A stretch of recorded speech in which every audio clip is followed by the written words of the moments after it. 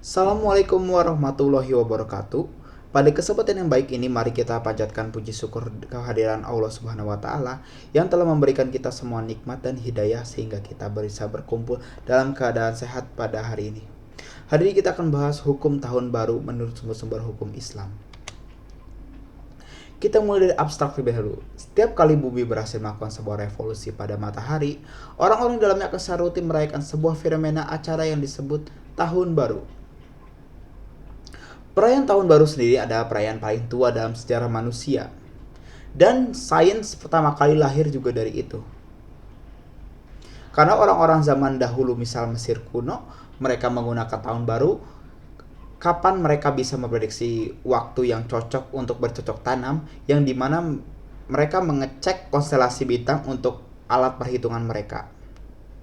Nah, di dunia Islam sekarang, mereka itu selalu khawatir setiap pergantian tahun, yang dimana mereka memperdebatkan apakah tahun baru itu boleh atau tidak dirayakan.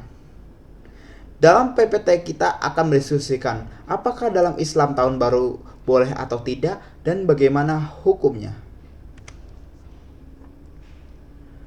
Dalam teks-teks agama Islam, Islam itu mudah. Namun meski begitu, pada kenyataannya sekarang agama Islam menjadi sulit dan ribet.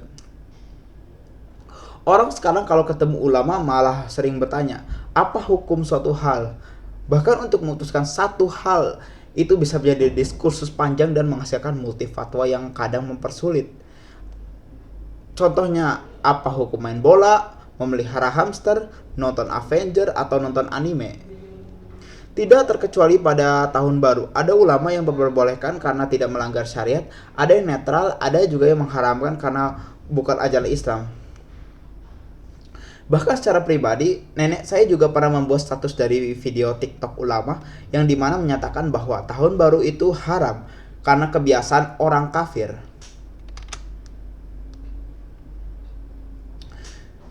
Pertama, kita harus memahami terlebih dahulu Islam generasi awal. Berbeda dengan orang-orang Islam zaman sekarang yang selalu nanya dan resah terkait hukum Islam.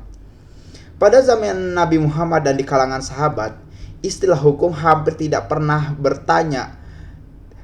Ada orang yang bertanya, dan orang biasa pun jarang sekali bertanya seperti itu.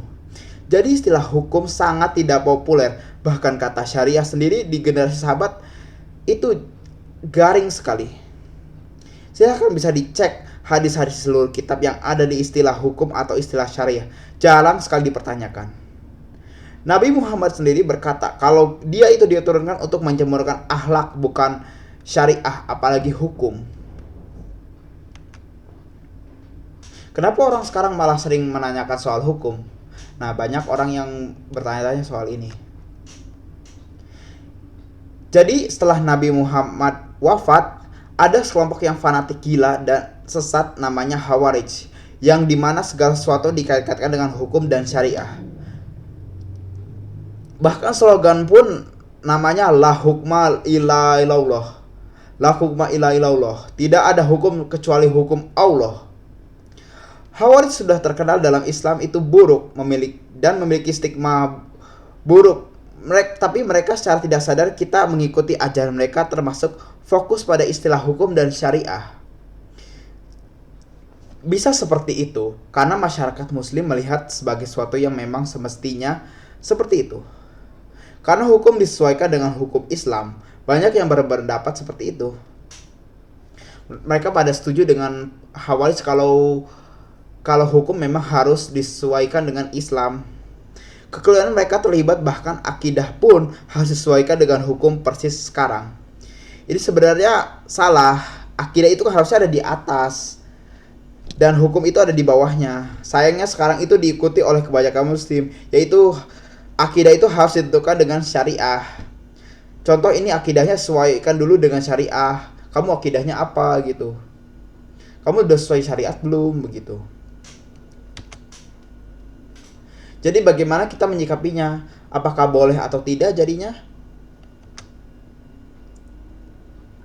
Imam Syafi'i imam pada waktu itu melihat fenomena masyarakat yang gamang terhadap hukum-hukum Tuhan, maka hukum Imam Syafi'i itu kemudian menciptakan satu landasan filosofis terkait dengan penentuan hukum Islam yang biasa dikenal dengan istilah usul fiqh. Di dalam usul fiqh disebutkan bahwa ibadah itu apalagi akidah semuanya terlarang kecuali ada larangan atau dalil.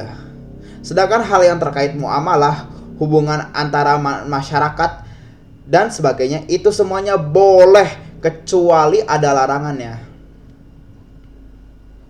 Jadi karena tahun baru itu sendiri merupakan muamalah, yaitu hubungan antara masyarakat, itu juga sama saja mengucapkan selamat hari Natal, main bola, nonton Avenger, nonton anime, karena itu semua tidak ada sangkut pautnya soal ibadah, agama, mahdo, dan akidah, maka hukumnya adalah boleh. Kalau sudah ada penjelasannya, kenapa masih banyak yang melarangnya, terutama pada kalangan ulama? Usul fiqh adalah kaidah yang sangat penting dan sampai sekarang juga sebenarnya banyak dikutip. Tetapi masalah kita membalik doktrin tersebut, masih kita cuma menggunakannya dengan cara yang sangat terbalik. Jadi kita menggunakan usul fiqh tapi dengan cara yang sangat berbalik. Contohnya mengucapkan selamat hari Natal boleh tidak. Jadi umat Islam itu dalam hal akidah dan ibadah malah bikin-bikin sendiri yang menyebabkan pecah belah, ribut, berantem, debat, dan lain-lain. Uniknya prinsip Imam Syafi'i mengenai muamalah itu semuanya boleh kecuali ada larangannya. Nah sekarang muamalah itu banyak larangannya. Contoh mengucapkan selamat ulang tahun boleh tidak, haram, karena Nabi juga tidak pernah melakukan itu. Padahal ini muamalah. Meski sudah ada penjelasan dari Imam Syafi'i, sayangnya umat muslim itu segala sesuatu dibolak-balik, akidahnya dibikin bid'ah, dibikin tambah-tambahan baru, ibadahnya diribetin. Tapi soal muamalah, segala sesuatu ini gak boleh, ini haram. Padahal dalilnya juga tidak pernah ada, misalnya haram melakukan nonton anime gitu. Padahal gak ada dalilnya. Islam jadi ribet karena umatnya sibuk menciptakan ajaran-ajaran baru. Intinya juga kita sebagai umat muslim saat ini jangan mengikuti mentalitas aliran Khawarij. Dan tidak perlu mempertanyakan soal hukum karena ini di zaman Nabi dan sejenisnya. Pertanyaan seperti ini garing dan jarang sekali ada yang bertanya. Baiklah, kata penutup terakhir dari saya adalah Umar bin Khattab menciptakan tahun baru Islam. Kok umat dilarang tahun baru? Apakah hanya karena ganti nama jadi ditambahin Islam, tahun baru Islam? Baik, itu saja yang bisa saya sampaikan. Terima kasih sudah menonton dan sampai jumpa ke depannya. Terkait referensi bisa dibaca dari sini dan juga di sini. Dan juga ada beberapa gambar yang bisa mendukung.